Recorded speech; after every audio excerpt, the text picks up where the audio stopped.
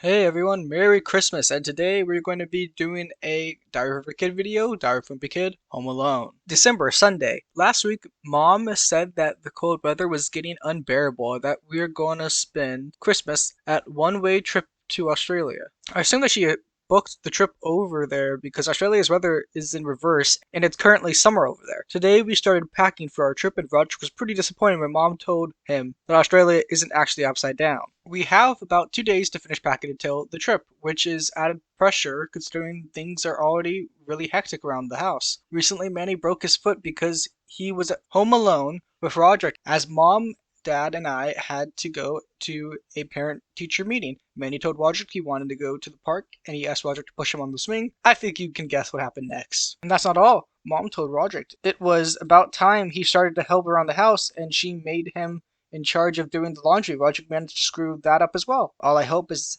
that Dad has a spare suit to wear to work tomorrow because he definitely isn't going to be wearing his old one anytime soon. Wednesday, I woke up at 12 p.m. in the day. I started to freak out because we were supposed to be at the airport at 7 a.m. I got up and something was off. I checked every room and nobody was in any of them. I went downstairs and the car was gone. Either my family got abducted and they took the car, or they left before Australia without me. I don't know about you, but I'm pretty sure the first option only happens in the children's books, and I'm pretty sure I'm not a children's book character, so I'm guessing it's the latter. I started to freak out, but then it hit me. My family is currently on the other side of the road and I have the whole home to myself. I figured that now that I'm alone, I could finally play the new Twisted Wizard game. Last week, Mom bought me the newest entry in the series, but she said I could only play with it after our trip to Australia. I went over to our Christmas tree and I picked up some of the boxes and shook them around to figure out which one had my game inside. I played the game for a couple hours and then put it back in its case. By then I was getting hungry and I brought out some of my old comics and a packet of chips. Everything was going great. The thing is, while I was reading my comic, I couldn't help but feel like I could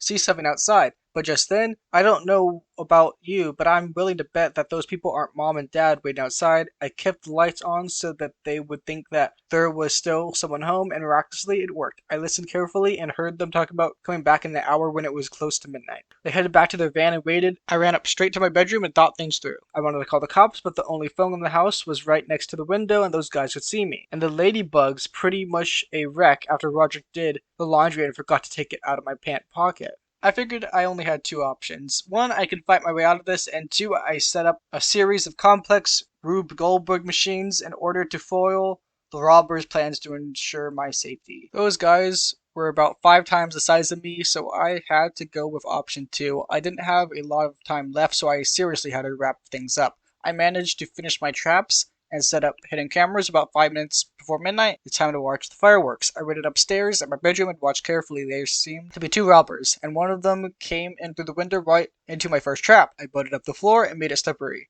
I hope those guys can ice skate. I got to watch in awe as those two tried to slide their way to the stairs and right into my next trap. I started yelling to signal that I'm upstairs, and one of the robbers ran straight into my trap wire. The other guy walked past the guy on the floor and started to run up the stairs. I made sure to give him a little surprise, though. I walked down the steps, and one of them tried to grab me, but I kicked him right in the face, and I ran straight into the dining room with a walkie-talkie and held my breath. If I get spotted now, I'm a goner. Come out wherever you are. I waited till the coast was clear and turned on my walkie-talkie. I had placed another walkie-talkie inside the basement before the robbers came inside, and I looked at the walkie-talkie in my hand and said, "I'm over here, you bozos." My plan worked, and the two dimwits came running towards the basement. They looked like they were out for blood, and right in time for my next trap. I waited until they both got right into position before I enacted the rest of my plan. I hung the creepy witch that's really sensitive to the sound in the basement, and all it took to activate it was the sound of a clap. Those guys were taken back and tripped over some paint cans and right into Dad's tool cabinet. Those guys were pretty much done with life at the point. I came downstairs and they both looked at me. They both looked pretty disappointed to realize that they got finished by a child. I went back upstairs to call the cops, and then you have one new message. Gregory, can you hear this? If so, I want you to stay strong. We're coming. Hang on. Christmas. It's been crazy 2 weeks ever since I had to deal with those two goons. To cut to the chase, Mom said that Roderick was in charge of doing a head count before they went to the airport, and Roderick accidentally missed me. I kept asking Roderick if it was intentional or not, but he won't budge. Get me some ice cream and I'll consider telling you. Another massive thing is that those two goons now have a jail cell in prison with their names in it. The police showed up and they recognized them and said that they've been trying to catch them for months. I guess that goes to show how incompetent the police are, because I caught those two clowns way before they could. Mom says it's a Christmas miracle that I was safe, but that sounds way too corny to come true. If I had to give a real moral to the story, is that never trust your older brother to do anything. The end. Anyway guys, if you enjoyed this video, please do consider liking and subscribing. Have a great Christmas. I want you guys to see this funny clip. I tried to get my friend to do this with me because he likes Home Alone. I don't care for Home Alone, but he didn't want to. I'm going to play that clip right now. Creeper out. So why don't you want to record that with me though? Because I don't like that. Diary of a Wimpy Kid? Yeah, Diary of a Wimpy Kid. But you like Home Alone. Don't make me like Home Alone. I mean, don't make me like Diary of a Wimpy Kid. Okay, whatever. Socialism is when the government does stuff. And it's more socialism the more stuff it does. And if it does a real lot of stuff, it's communism.